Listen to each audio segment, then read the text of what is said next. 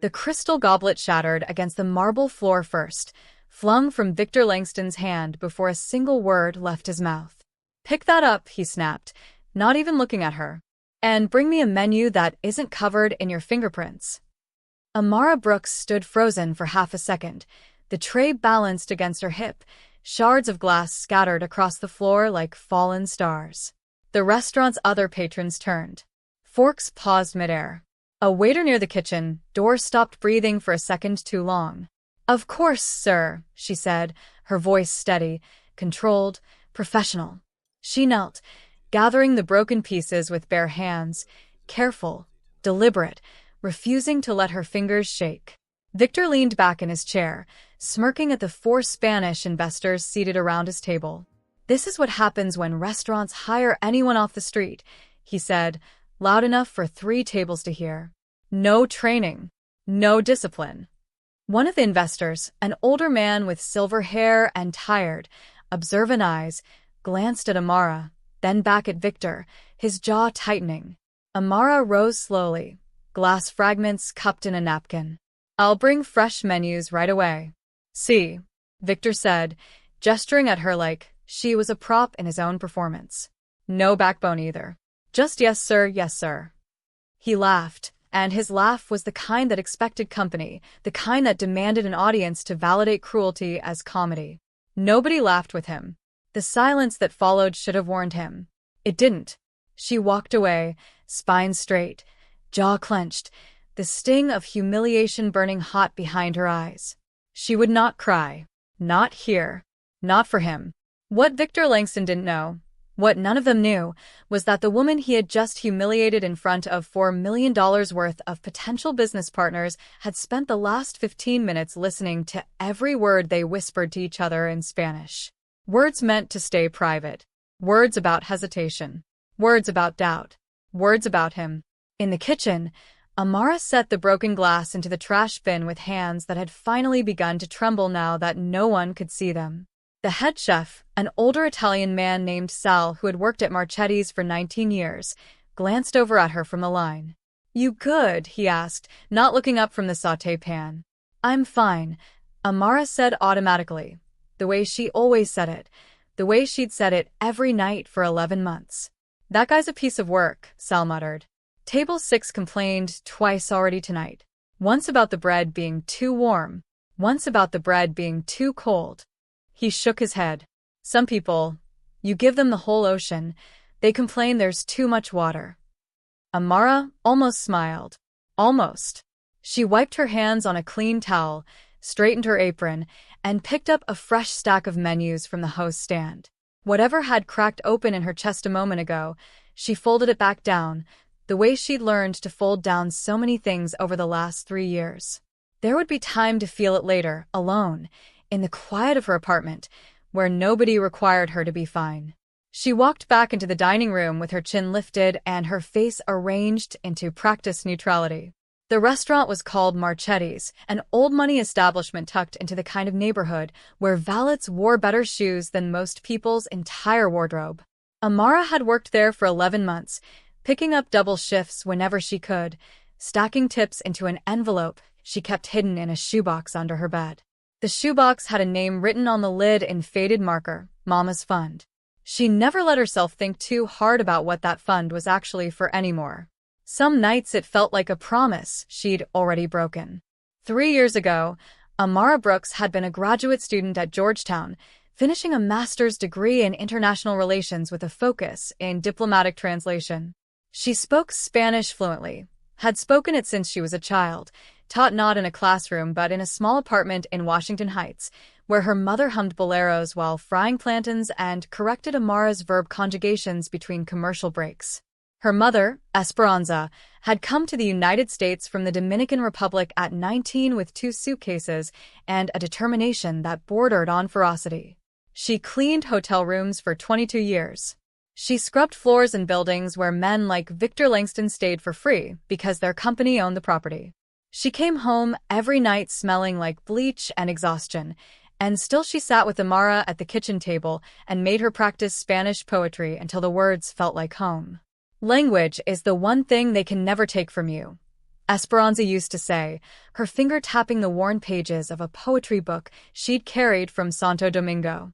Not money. Not papers. Not even time. Once it's inside you, Mija, it's yours forever. Even when I'm rich and famous and I don't need it anymore? Young Amara had asked once, maybe 9 years old, swinging her legs under the kitchen table. Esperanza had laughed, a real laugh, warm and full. Especially then. Rich people forget everything else. They never forget the words that raised them. Amara believed her. She believed her all the way until the diagnosis came. Stage 4, pancreatic, 8 months from discovery to funeral. The medical bills ate through everything. The dream of becoming a diplomatic interpreter, of standing in rooms where nations negotiated peace and trade and futures, dissolved into hospital copays and missed tuition deadlines, and a leave of absence that quietly became permanent. She remembered the last conversation clearly, the hospital room dim, her mother's voice thin but still teasing. "You're going to finish your degree," Esperanza had whispered. "You're going to stand in some big room one day with important people, and you're going to speak so beautifully nobody will remember you ever worked anywhere else." "I will, Mama," Amara had promised, holding her hand, feeling how light it had become, how the woman who once carried trays of dirty linens up 6 flights of stairs now couldn't lift a cup of water without help. "Promise me you won't let anyone make you feel small," Esperanza added. "Not because of money, not because of where we came from. You hear me?" "I hear you." Esperanza died 9 days later. Now Amara carried trays instead of carrying conversations between heads of state. She refilled water glasses instead of negotiating treaties. And she had grown so used to being unseen, to wealthy men talking over her, around her, through her, that she'd almost forgotten what it felt like to be looked at and recognized as something more than a uniform. Almost. Back inside the dining room, Victor Langston was midway through his pitch. "Gentlemen, I want you to understand the scale of this opportunity," he said, sliding a leather folder across the table toward the silver-haired investor, whose name was Don Rafael Ibarra, senior partner at a Madrid-based investment firm with holdings across 3 continents. 240 residential units, prime coastal property, projected returns north of 30% within 5 years. Rafael studied the folder without opening it. Beside him sat his nephew, Mateo, a sharp-eyed 30-something who handled due diligence, and 2 other associates who said little but watched everything. "The numbers are impressive," Rafael said carefully, his English precise but accented. "But numbers are not the only thing we evaluate, Mr. Langston." Of course. Victor waved a hand. "Character matters. Trust matters. That's why I wanted to host you here, somewhere personal, somewhere you can demonstrate how you treat people who have no power to refuse you," Mateo said quietly in Spanish to his uncle. Rafael's lips twitched, almost a smile, almost not. "What was that?" Victor asked, catching the tone but not the words. "Just admiring the decor," Mateo said smoothly, switching back to English without missing a beat. Victor, oblivious, kept talking, his voice rising with the particular confidence of a man who has never once considered that the people around him might be evaluating him rather than the reverse. Amara returned with fresh menus, setting them down with practiced grace, refilling water glasses, stepping back into the shadows of the room the way she'd trained herself to do. Invisible, efficient, safe. "She's quiet," Rafael observed, in Spanish, watching her retreat toward the kitchen. "Doesn't she find this kind of conversation interesting? The deal, I mean." "She probably doesn't understand half of what we're saying," Mateo replied, also in Spanish, sipping his wine. "You'd be surprised what people understand," Rafael murmured, almost to himself, his eyes following her a beat longer than necessary. Victor, catching only the rhythm of foreign words and assuming they were discussing something flattering about his proposal, grinned and lifted his glass. "To partnership," he said. The investors lifted their glasses without enthusiasm. "Tell me," Rafael said, setting his glass down, switching the conversation back to business, though his tone had cooled several degrees since the appetizers. "Your contractors. The ones who built the first phase in Miami. I heard there were disputes." Victor's smile flickered. Just slightly. Every project has disputes. Contractors always want more than what's fair. It's a negotiating tactic on their end, frankly. I see, Raphael said again, in the same tone he'd used earlier, the tone that meant he was filing something away rather than accepting it. It happened during the second course. Don Raphael, ever the gracious guest despite his reservations, looked toward Amara as she cleared a plate near his side of the table. Gracias, señorita. To do este delicioso, he said warmly. Thank you, miss. Everything is delicious. Amara smiled, a real smile, the first genuine one she'd allowed herself all evening. De nada, señor. Me alegra que lo esté disfrutando, she replied softly. You're welcome, sir. I'm glad you're enjoying it. The exchange was brief, polite, unremarkable to anyone paying attention to manners rather than power. But Victor heard it, and something about it, the ease, the fluency, the warmth passing between his guest and his waitress, irritated him in a way he couldn't immediately name. Maybe it was that for 3 seconds, the room's attention hadn't been on him. Maybe it was simpler than that. Maybe cruelty just needed an excuse, and this was close enough. Oh, don't encourage her, Victor said, laughing loud, performative. Trust me, she has no idea what you're actually saying. She probably just memorized a few restaurant phrases. Raphael's expression flickered, something cold passing behind his eyes. I see. I mean, look at her, Victor continued, gesturing at Amara, without looking at her directly, as if she were a museum exhibit rather than a person standing 4 feet away. She's a waitress. Sweet girl, I'm sure, hardworking, but let's not pretend there's some hidden genius back there. The table went quiet in a different way now. Not the polite quiet of fine dining. The quiet of people recalculating. Amara stood with the empty plate in her hands, her pulse loud in her ears, her face arranged into the practiced neutrality she'd perfected over 100 nights like this one. Would you like more wine, sir? She asked Victor, her voice even, professional, refusing to give him the reaction he was fishing for. See, that's all she's got, Victor said, delighted with himself.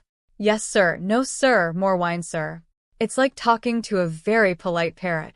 Mateo's hand tightened around his glass. Raphael said nothing, but his eyes followed Amara as she walked away, calculating something the rest of the table couldn't see yet. One of the other associates, a younger man named Carlos who had said almost nothing all evening, leaned toward Mateo. Is he always like this? He whispered in Spanish. I don't know, Mateo whispered back. But I'm starting to think we're about to find out exactly who he is. The dinner continued, and Victor, sensing he had an audience now, even an uncomfortable one, couldn't seem to stop himself from performing further. It was as though humiliating her had become a kind of fuel, each cruelty escalating because the previous one hadn't produced the laughter he craved. When Amara returned to refill water glasses, Victor glanced at her name tag. Amara, he read aloud, slowly, mockingly. That's an interesting name. Where's that from? Africa somewhere? It means grace, sir, Amara said quietly, not elaborating further, not giving him the satisfaction of an opening.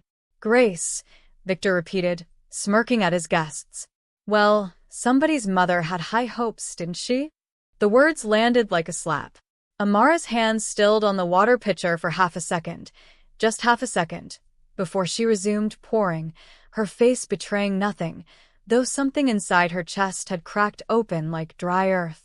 Your mother clearly didn't teach you much, Victor added, almost as an afterthought, reaching for his wine glass, already moving on to his next sentence about coastal property values. He had no idea what he'd just said. He had no idea that the woman standing beside him had learned Spanish at her mother's kitchen table, had recited poetry with her, had held her hand in a hospital room while machines beeped out the final rhythm of her life. He had no idea that, your mother clearly didn't teach you much was, to Amara, perhaps the cruelest sentence a stranger could construct, purely by accident, purely because he'd never once considered that the people he humiliated had mothers, had grief, had history. Amara set the pitcher down with deliberate care.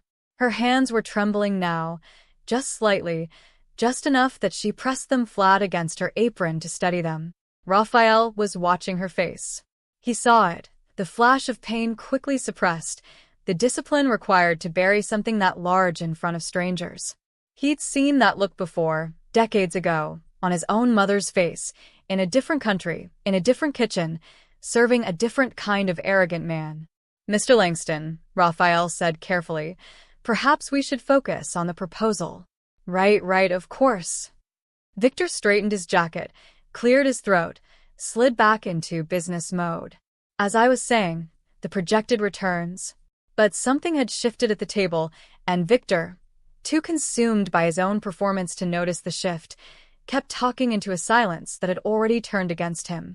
He spent the next several minutes outlining unit pricing, square footage, amenities, a marina, a private beach club, a rooftop pool reserved for top-floor owners only. Raphael nodded along mechanically, his pen tapping once against the folder, his attention only half on the numbers now. "And financing structure?" Matteo asked, mostly to keep the appearance of due diligence intact. "Standard. 60-40 split, with our firm covering the 60, Victor said. "We've done this exact structure on 4 previous projects. Always profitable." "Always," Raphael repeated, and there was something in the way he said the word that suggested he no longer believed anything Victor told him without independent verification. It was nearly an hour later, as dessert plates were being cleared, when Victor made the mistake that would unravel everything. He'd had 3 glasses of wine by then, and his confidence had curdled into something looser, sloppier, more dangerous. He gestured toward Amara as she approached with the dessert tray. "You know what?" Victor said, leaning forward, eyes gleaming with the particular cruelty of a man who has decided to turn humiliation into a game. "I'll bet you $100,000 this woman can't speak a single proper sentence in Spanish. Not restaurant phrases. A real sentence. Grammar, vocabulary, the whole thing."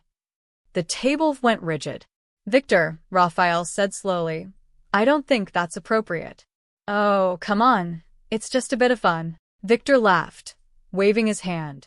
$100,000, right here, right now. I'll write the check myself." He turned to Amara, who stood holding the dessert tray, every eye at the table suddenly fixed on her. "What do you say, sweetheart? Care to prove me wrong?" The restaurant around them had gone quiet too. Not the whole room, but enough of it. Enough nearby tables catching the tension in the air, sensing that something was about to happen. A woman at table 11 lowered her phone slightly, angling it without seeming to, the way people do when they sense a moment worth keeping. "Victor, seriously," Matteo said, his voice sharper now. "This isn't entertainment. This is a human being." Relax. It's a compliment if anything," Victor said, though his voice had taken on a defensive edge now, the first crack in his earlier swagger. "I'm offering her $100,000.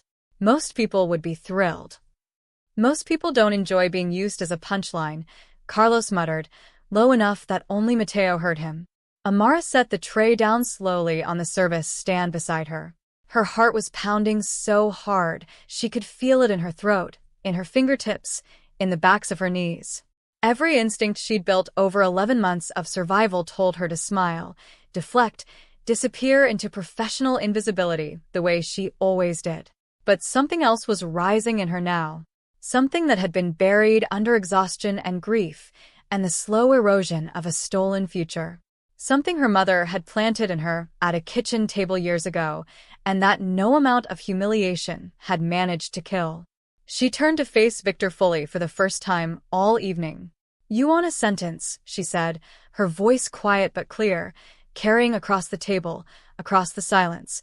"Or do you want the truth?" Victor blinked, momentarily thrown. "What? You said I couldn't speak a proper sentence." Amara's chin lifted slightly.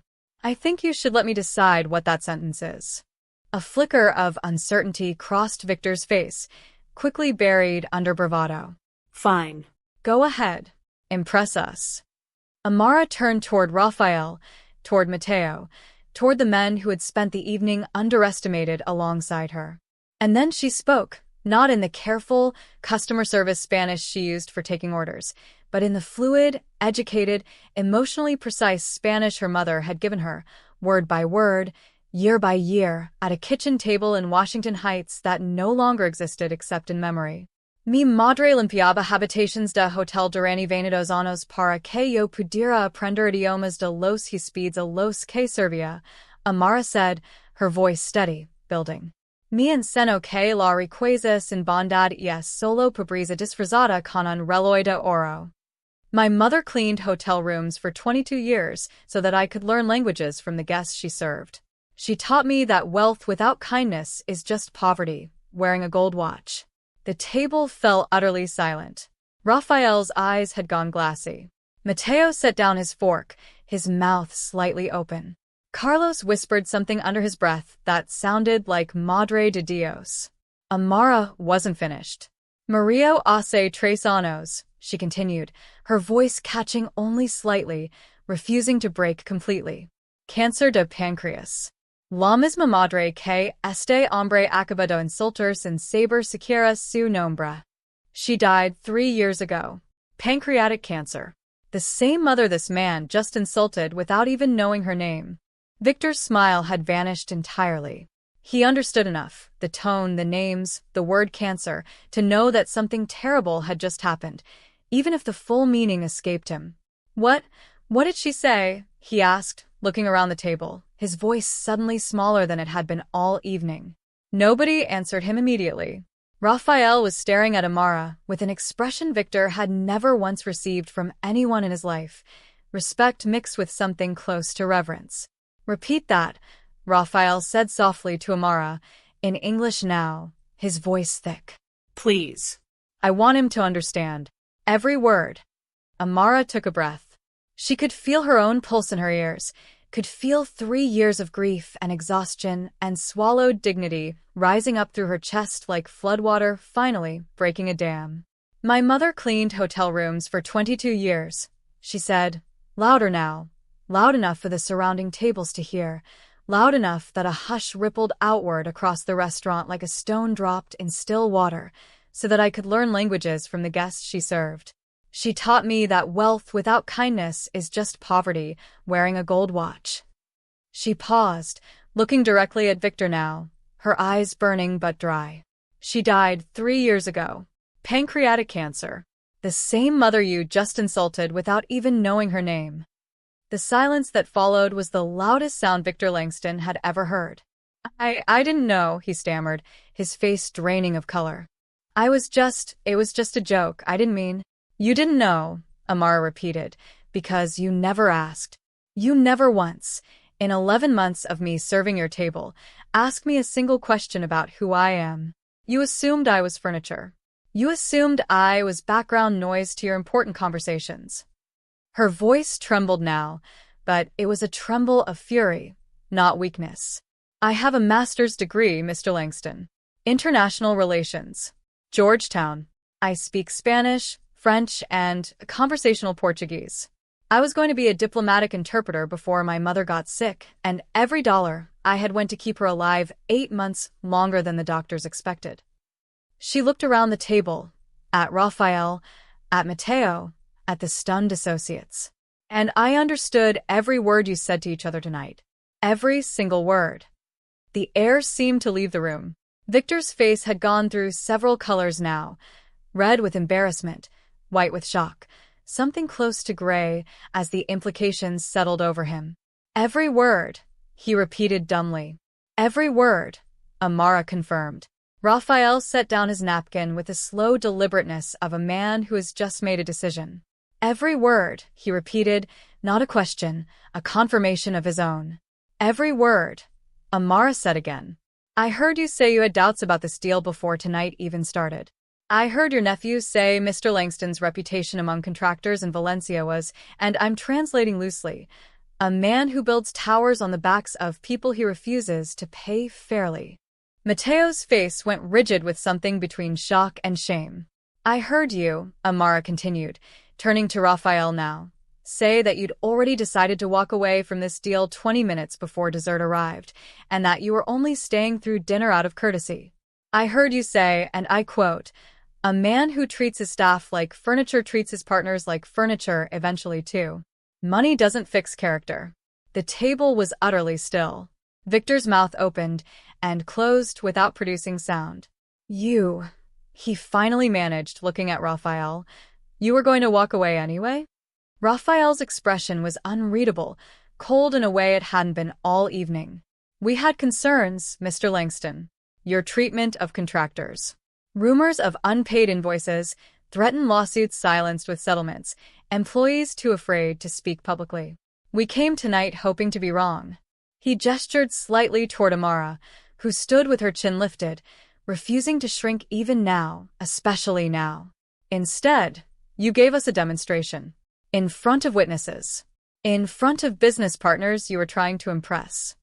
Raphael's voice hardened. You humiliated a woman with more education, more grace, and more dignity than you have shown in this entire evening, and you did it without hesitation, without shame, because you assumed she had no power to make you answer for it. That's not. I wasn't trying to. Victor's voice cracked.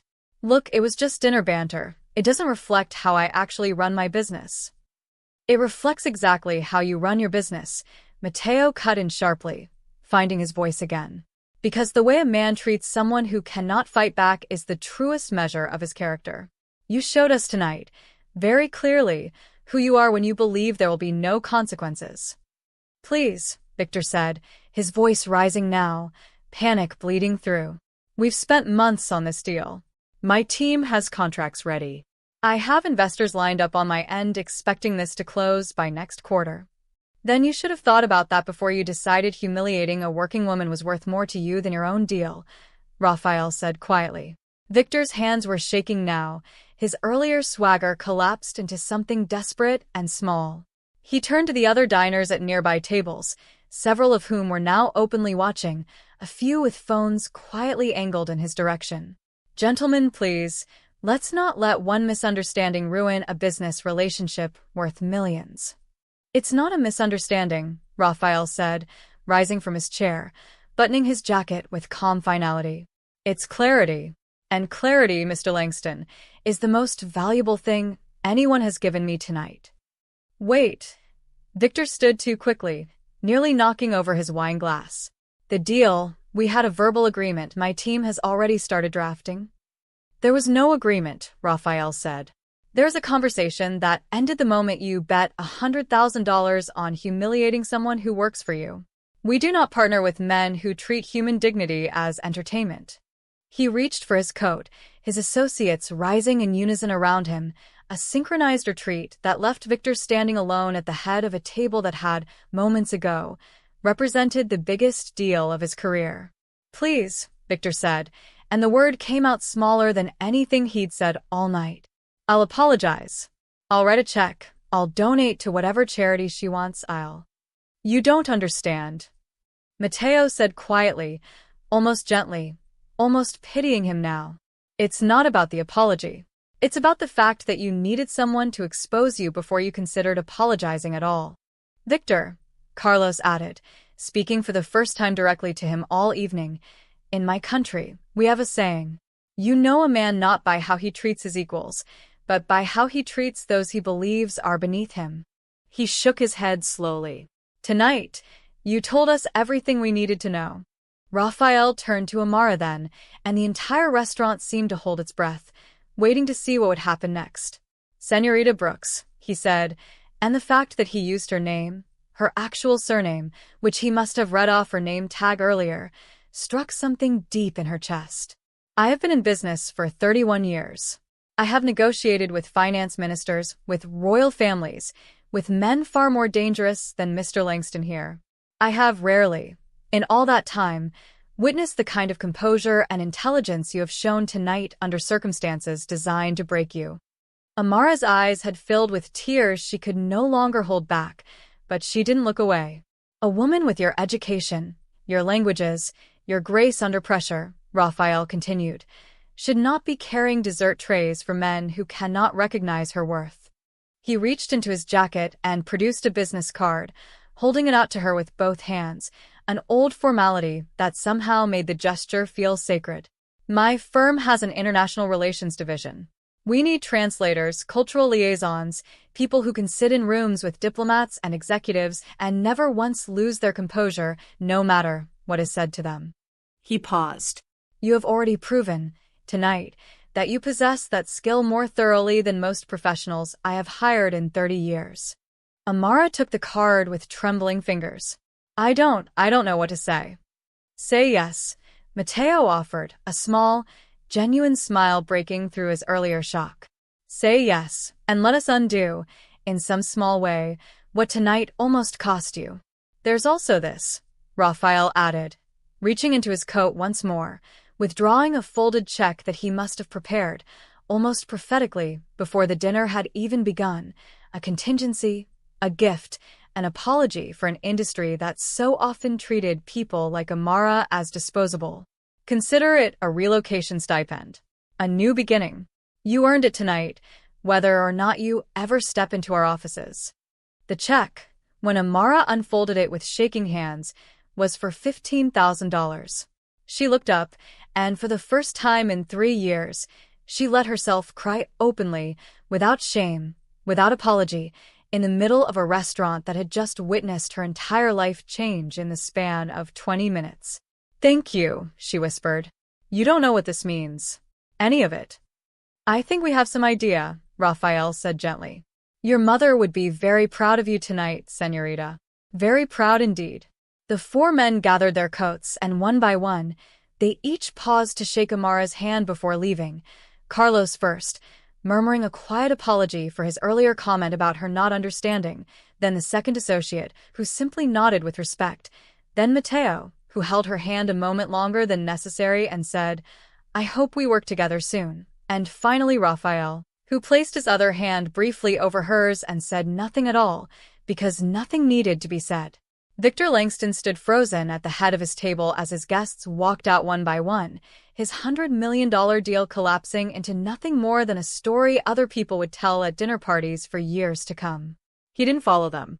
He didn't call after them. He simply sat back down, alone now, the dessert plates still uncleared, the wine still half full, the silence pressing in around him like something physical. A nearby diner, an older woman who had watched the entire exchange unfold, leaned toward her husband and whispered just loud enough for Victor to hear. Did you see that? That poor woman just embarrassed him in 3 languages, and he didn't even realize it was happening until it was too late. Victor's jaw tightened, but he said nothing. There was nothing left to say. He sat there for nearly 20 minutes after they'd gone, staring at the half-empty wine glass, replaying the evening in his mind, searching for the exact moment it had slipped out of his control. He couldn't find it. That was the worst part. To him, it had felt like one continuous evening, one unbroken performance of confidence, and somehow, without him noticing the turn, the entire room had flipped against him. Sal, the head chef, came out from the kitchen near closing time, drying his hands on a towel, and found Victor still sitting there alone. Everything all right, sir? He asked, though his tone suggested he already knew the answer and didn't particularly care. Fine, Victor muttered. Just fine.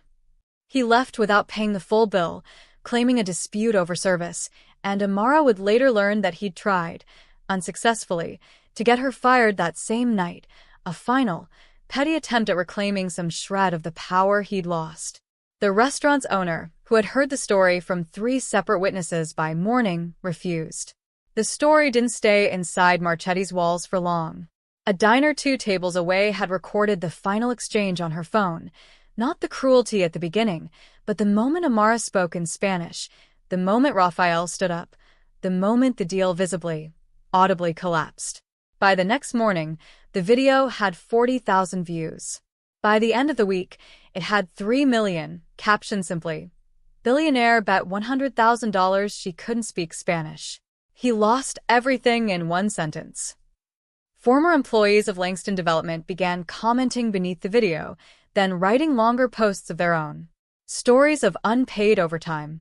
Stories of contractors who'd been threatened into silence over invoice disputes. Stories of a culture built on intimidation that had, until now, never had a face attached to it, until Victor had given the internet exactly that face, captured in high definition, humiliating a woman whose dignity ultimately outshone his money completely. One former site supervisor wrote a lengthy post describing 18 months of unpaid overtime, of Victor screaming at crews in front of clients, of a culture where speaking up meant unemployment. Another former assistant described being asked to falsify expense reports and quitting the same week rather than risk her license. Each post added another layer to a portrait the public was rapidly assembling, not of one bad evening, but of one consistent man, finally caught on camera behaving exactly the way he always had behind closed doors. Within 2 weeks, 3 other investment groups quietly withdrew from pending deals.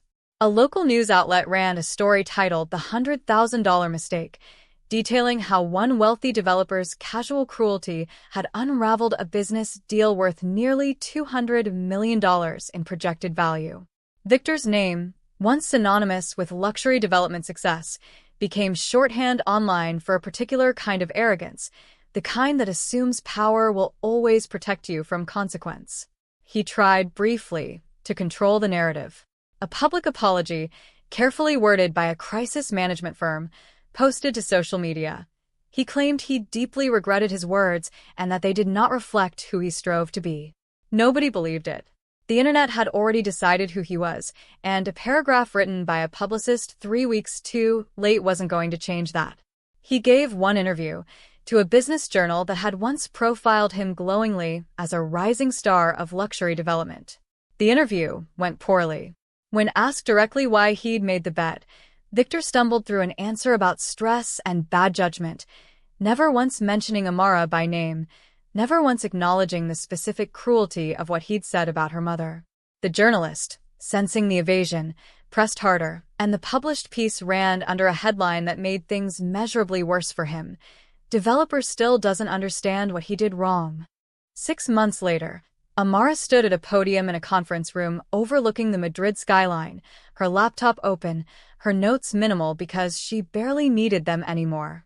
She had taken Raphael's offer within a week of that night at Marchetti's, relocating first to the firm's New York office, then, after 8 months of translating high-stakes negotiations between American and European executives, accepting a permanent position in Madrid's headquarters. She wore a tailored navy suit now instead of an apron. Her hands, once trembling as she cleared shattered glass off a restaurant floor, now moved with calm authority as she translated complex trade terminology between a German manufacturing executive and a delegation from Bogota, catching nuances neither side would have understood without her. During the negotiation, the German executive grew frustrated, his words sharpening, his patience thinning over a disagreement about tariff exemptions. Amara, sensing the tension before it could escalate, softened the translation just enough on both sides, not changing the meaning, but choosing words that preserved respect even as positions hardened. By the end of the session, both sides had reached an agreement that satisfied each of them, and the German executive shook her hand afterward, telling her through a colleague that she had saved the room twice that afternoon. During a break in negotiations, she stepped out onto a small balcony, phone in hand, though she called no one. She simply stood there a moment, breathing in the cool Madrid air, and let herself remember.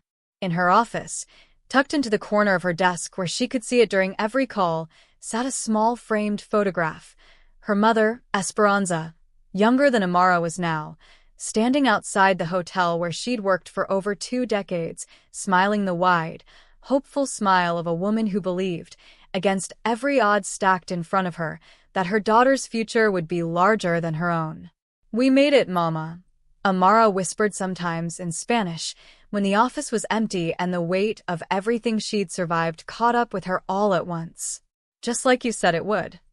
She had reached out, eventually, to 2 former colleagues from Marchetti's, Sal, the head chef, who she now called occasionally just to check in, and a young server named Priya, who had covered for her on the night's grief made it impossible to function. She'd helped Priya apply for a scholarship program through Raphael's firm, the same kind of opportunity she herself had been given, determined that the chain of one person reaching back for another would not end with just her. Victor Langston's empire did not collapse overnight, but it bled out slowly, the way reputations often do. Not through one dramatic ending, but through 100 small withdrawals, canceled meetings, quietly declined partnerships. Banks grew cautious. Investors who once courted him began avoiding his calls. The coastal development deal he'd pitched that night never materialized with anyone else either. Word had spread too far, too fast, and no serious partner wanted their name connected to a video that had been viewed, by year's end, over 20 million times. He sold 2 properties within a year just to cover mounting legal fees from former contractors finally willing to come forward, no longer afraid that his money could outlast their resolve. The man who had once thrown a menu at a waitress for the crime of existing too close to his discomfort eventually found himself, ironically, sitting across from his own lawyers, explaining why so many people he'd once dismissed as powerless had suddenly found their voices all at once. He never publicly mentioned Amara's name again. He didn't have to. Everyone already knew exactly who she was. A year after that night, Amara received an unexpected message through her firm's general inbox, forwarded to her specifically because the sender had asked for the woman from the video if she still works here. It was from a young woman in Santo Domingo, a university student studying translation, who had watched the viral clip a dozen times and written 4 paragraphs about what it meant to see someone who looked like her, who came from where her own mother came from, sitting at a table of powerful men and refusing to be small. Amara wrote back personally. She always did, for every message like that one, because she remembered exactly what it felt like to need to see proof that another future was possible. If you've made it this far, you already know stories like this one matter. Stories where dignity outlasts cruelty, where silence becomes its own kind of power, where the people we overlook turn out to be carrying entire worlds inside them that we never bothered to ask about. If this story moved you, hit that like button right now.